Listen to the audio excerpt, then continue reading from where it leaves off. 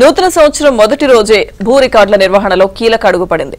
ధరణి portal నిర్వహణ బాధ్యతలు టెరాసిస్ నుంచి కేంద్ర ప్రభుత్వ సంస్థ ఎన్ఐసి చేతిలోకి వెళ్లింది.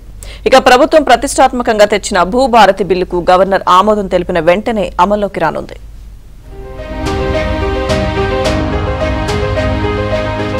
ఇక కొత్త రెవెన్యూ చట్టం అమలుకు ముందే రికార్డుల నిర్వహణలో కీలక అడుగు ముందుకు పడింది.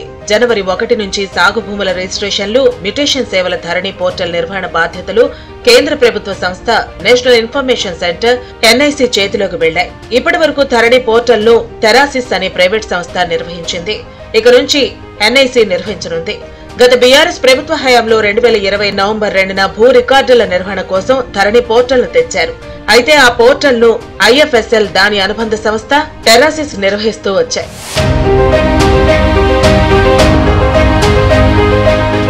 ధరణి పోర్టల్ బాధ్యతలు విదేశీ సంస్థకు అప్పగించడం పట్ల మొదటి నుంచి కాంగ్రెస్ అభ్యంతరం వ్యక్తం చేస్తోంది.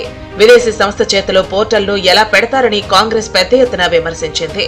తాము అధికారంలోకి వస్తే విదేశీ సంస్థను తప్పించి స్వదేశీ సంస్థకు పోర్టల్ నిర్వహణ బాధ్యత అప్పగిస్తామని కాంగ్రెస్ ప్రకటించింది. చెప్పినట్లుగానే రేవంత్ సర్కార్ టెరాసిస్ ను తప్పించి ఎన్ఐసి చేతికి బాధ్యతలు అప్పగించింది. టెరాసిస్ సేవలను గత నవంబర్లోనే ప్రభుత్వం ముగించింది.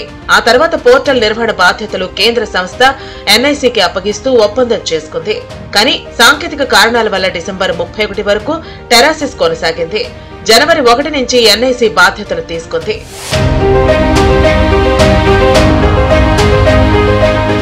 కొత్త రెవెన్యూ చట్టం 2024 భూభారతి బిల్లుకు డిసెంబర్ 18న మంత్రి పొంగులేటి శ్రీనివాసరెడ్డి అసెంబ్లీలో ప్రవేశపెట్టారు. శాసనసభ, శాసన మండలిలో చర్చ అనంతరం ఉభయ సభలు భూభారతి బిల్లుకు ఆమోదం తెలిపాయి.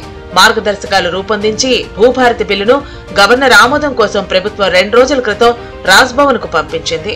మాజీ ప్రధాని మన్మోహన్ సింగ్ మృతికి సంతాప దినాలు ముగిసిన తర్వాత గవర్నర్ భూభారతి బిల్లుకు ఆమోదం తెలిపే అవకాశం ఉంది. ఆ వెంటనే గెజెట్ రిలీజ్, చట్టం అమల్లోకి రావడం జరుగుతాయని ప్రభుత్వ వర్గాలు చెబుతున్నాయి. ధరణి పేరును భూభారతిగా మారుస్తూ కొత్త రెవెన్యూ బిల్లులో పొందుపరిచారు. అందుకు సంబంధించిన కొత్త లోగోను రెవెన్యూ శాఖ రూపొందిస్తోంది.